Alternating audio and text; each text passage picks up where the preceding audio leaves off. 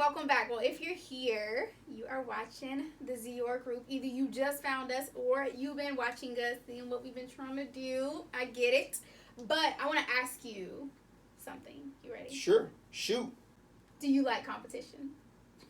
Yes. Do you think it's needed?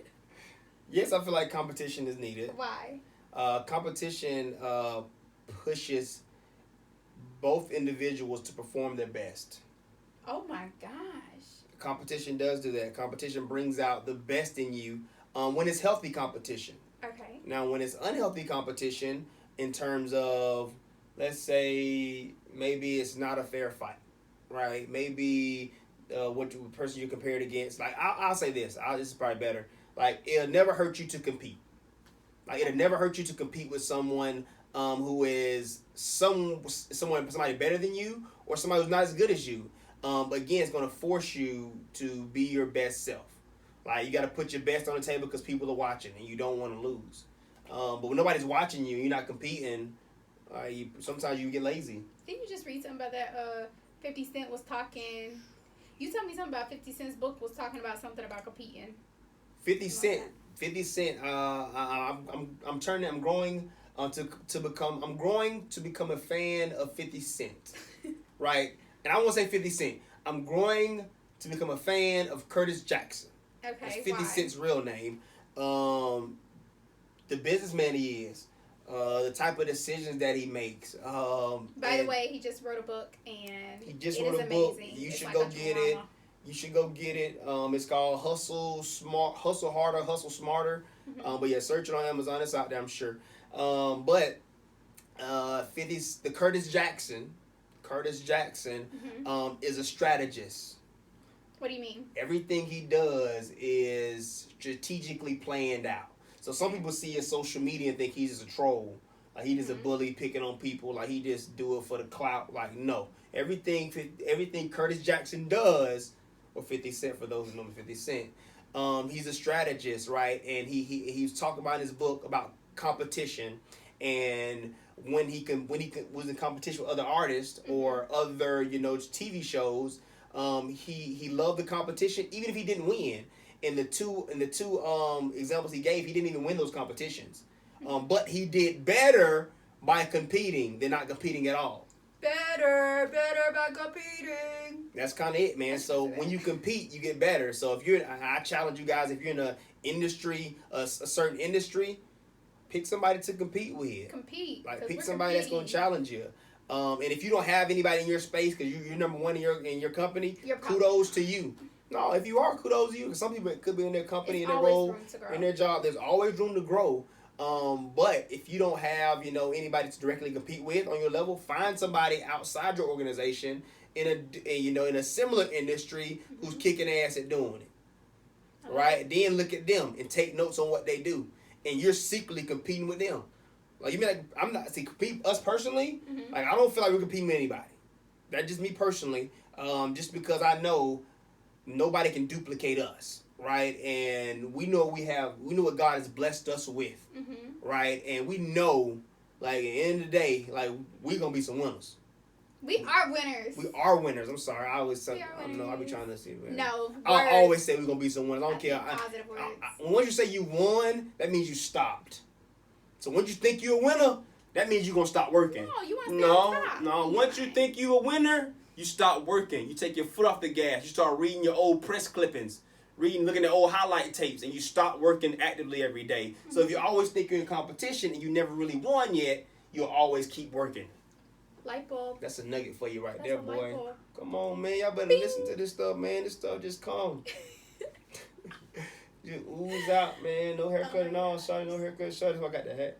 He can't rap, but if he could rap, he would be able to do some really good raps. If I he has could some rap, deep stuff. Yeah, man. If I had bars, I could write. I probably could write for somebody.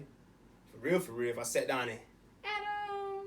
It'd be a real conscious rap, too. It would be very conscious. No, I'd be some bang bang in there. It would be no bang. Oh, yeah. Who? Blocka. Walk them down. Walk them down. Walk them down. Chop it down. Chop it dance. Y'all haven't seen the chop it dance. We need to go do that. Okay. But no. Regroup. Okay. That's good stuff, though. I think we got 2 minutes. If we need more, we can get more. We can always get more. I think you did amazing. I think we did amazing. Nuggets. we did amazing.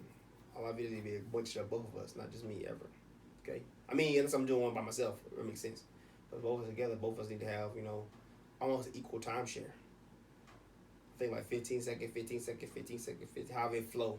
Yeah. Both of us have a part in the video. I'm getting ready to see. I'm getting ready to see.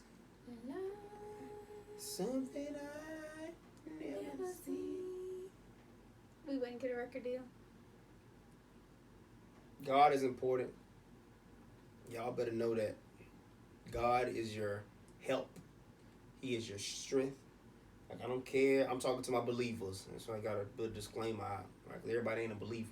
Mm-hmm. But for those who are, like, make God the first, the foremost part of your life. He needs to be in front. Whenever you need help, you go to God first.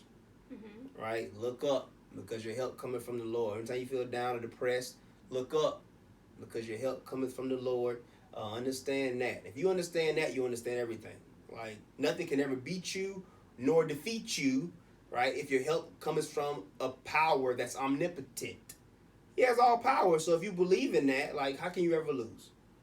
You can't lose, and it'll be tough, and it won't be easy. Like, becoming a multimillionaire ain't easy. I'm gonna claim it. Like, millionaire status, we aren't millionaires yet.